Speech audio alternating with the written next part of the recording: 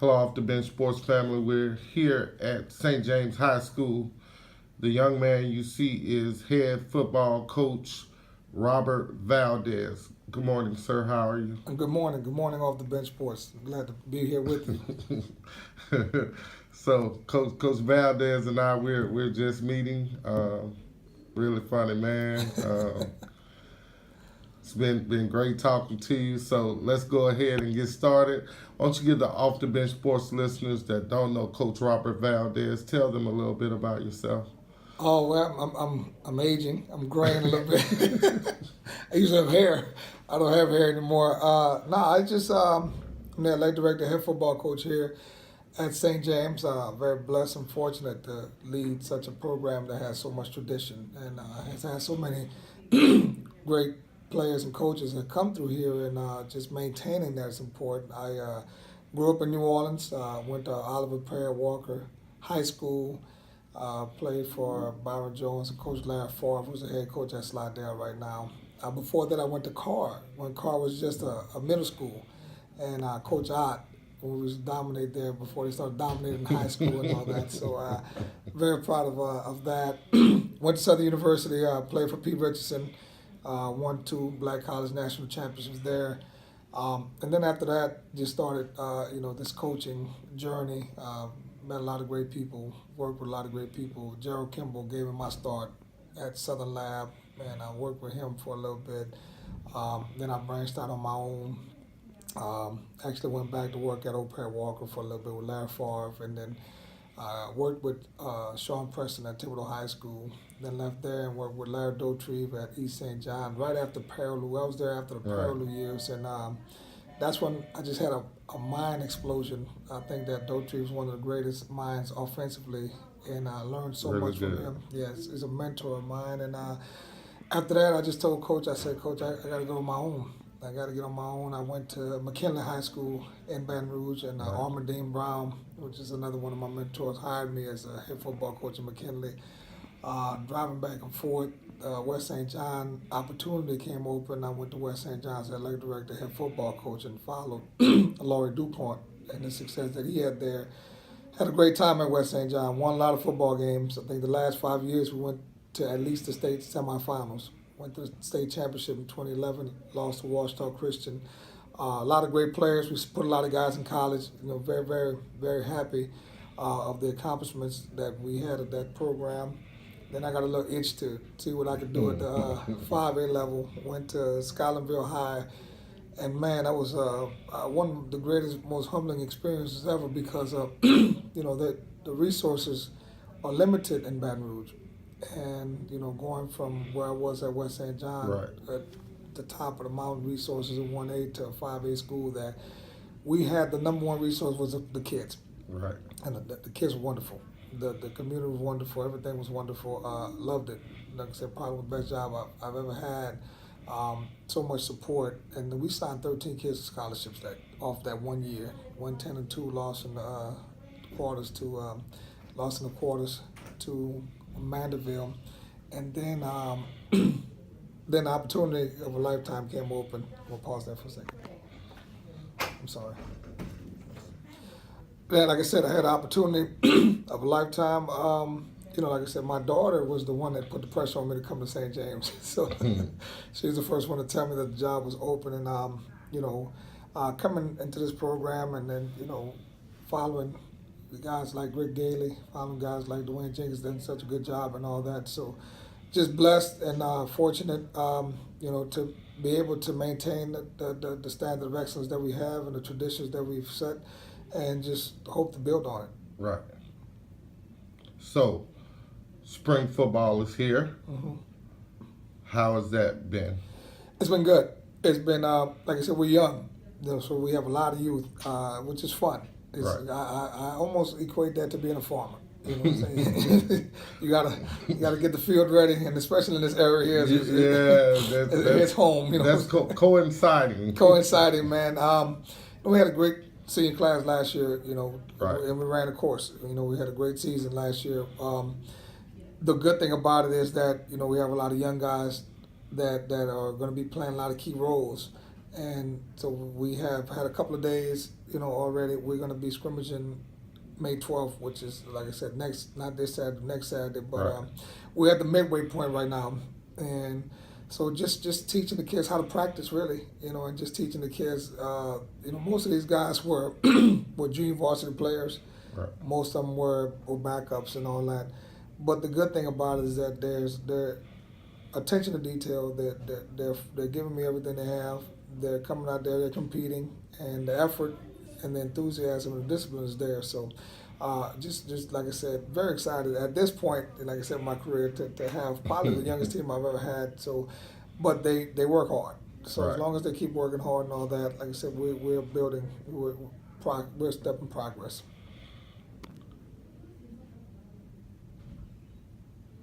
What do you do to get your guys motivated at the beginning of each practice? We talk every day. Every day before, we have routines. I think you have to have routines. You have to, as a coach, you have to establish routines. So every day before we go to practice, we meet. And basically we talk about what we call the most important things in the program. You have to have character. Right. You have to have discipline. And then you have to be unselfish. Right. And we talk about those things, and especially with a young group. Really, we just want to stress physicality. I think that right now, the most important thing is academics. We're in the final stretches of academics, so Yes, sir. we're getting on the guys about making sure that they're doing what they have to do, not only for eligibility purpose, but just to make sure that they're marketable. Right. Marketable for scholarships and stuff like that. So we're really pushing that. But when we get on the field, the biggest thing that I want to see is I want to see physicality. I can understand if you make a mistake because you forgot an assignment, but we really want to make sure that we really focus on being physical in everything, physical in all aspects. So Exactly. that's kind of one of the main things that we like to bring to the table. And then once you establish that physicality, you pay attention to details and understand the fundamentals of the game. And the blessing with these guys is that they don't know nothing. That this is a blank slate. Right. so what we get to to draw build. your own portrait. Right. So we get to build on that. And I to take a quote from Larry Doty, one of my mentors. We just gonna throw enough paint on the doggone canvas, and whatever sticks, and whatever falls off, we'll just try to figure out if we can get it back on later. But right now, it's just teaching them how to practice. Right. Teaching them how, making sure they understand how to be physical and everything that they do, and then understand the fundamentals that it takes for their position and all that. So that's the key things that we discuss that every day. Right. In 10 days, roughly, you have your spring game. Mm-hmm. Who are you competing against? I think that I fell as a baby a couple of times, and hit my head. So I don't know why, but we're gonna go against St. Aug, and Helen Cox will do a three-way at Tulane's Yeoman Stadium May 12th, 2:00 in New Orleans. We'll get the kids out the country a little bit. They'll take a ride to New Orleans and all that. Hopefully, they don't get starstruck by the big buildings and nothing like that. I just believe that iron sharpens iron. I think That's that right. I think that you can build false sense of accomplishment, by just scheduling somebody that you could just excite the fan base and Right. score a lot of points and all in the spring game and all that. So I anticipate we're gonna get punched them out, but we have all summer to heal. Right. Those two programs, they have a lot of size, they have a lot of speed, they have a lot of athleticism. So I just want to take these little young kids and just line them up and see. I want to see if our kids are going to compete. That's all I want to see. Execution will come. Right. Execution will That's right. come. But I just want to take them down there, and I just want to see how well we're going to compete against these people, and just excited about that. And then we'll build from that. We'll lick our wounds, and we have all summer to get strong and heal. But if I can see my group of guys just going out there and competing and giving us tremendous effort, then we can live with that. Okay, one last question, and we'll be done. I'm good. Who is the guy that you hand the ball off to or throw the pass to or whatever it is, double reverse, triple Right. reverse, Right. offensively, and who is that guy that you said, hey, son, 23, 36, Yeah. we need this play. We need this stop. Who is that guy? Well, it's funny because, I just want to know for everybody watching, we do have 15 different reverse and trick plays. We do have an extensive playbook with maybe 500 schemes and all that. I've been told that I have that in the past. You know what I'm saying? But we got two bell cow guys. But the guy right now is a young guy, Shamar Smith, Right. that we want to put the ball in his hands. But Dante Sterling's had a great spring. He's had a great spring, and he's bigger, he's stronger, and he's faster. So like I said, right now it's going to be the defensive priority to figure out which one of them going to get it, but one of them two going to get it. It's going to be in one of their hands, and hopefully it makes me look like a smart coach at some point. But I think that with Shamar going into his junior year and Dantes going to his senior year, those guys have played a lot of downs early. Right. They've had a lot of snaps. So I'm very comfortable with either one of those guys getting the ball on that situation that we need to get this right now. So let's go get it. And so it just, but it's not on them though. It's got to be on the fat boys up front. And we call them fat, PHAT, because I like them to think they're pretty hot and tempting. Right. So they're the ones that got to tighten up the shoelaces and strap up the helmet, the chin strap, and get after it.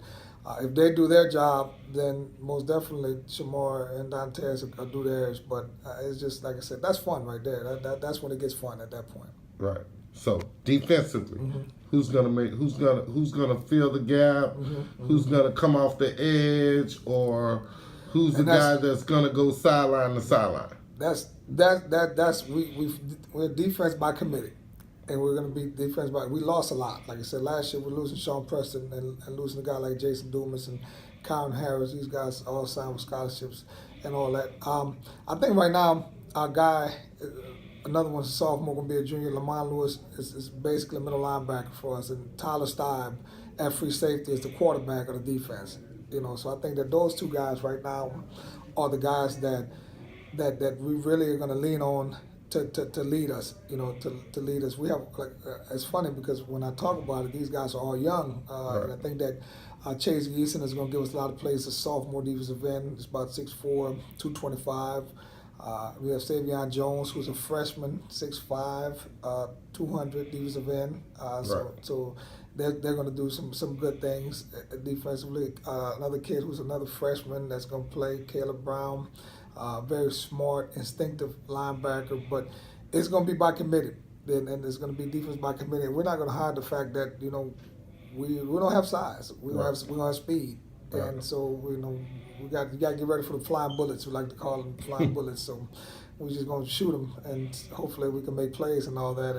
And that's just the hand that we've been dealt. That's the hand that we've been dealt, and that's the kind of the kids that we have coming back this year. So we have a lot of confidence in those guys to be able to run and make plays and be disruptive. Right. All right, Coach. Again, thank you very much for taking a moment with Off the Bench Sports. It's been very great meeting you. Yes, sir. I'm really honored. You are a very, very smart guy. Oh, man. And Tell my wife. and I appreciate that. It means a lot to me. So, as always, remember, get off the bench, get into the game. Thank you. Thank you, Off the Bench Sports.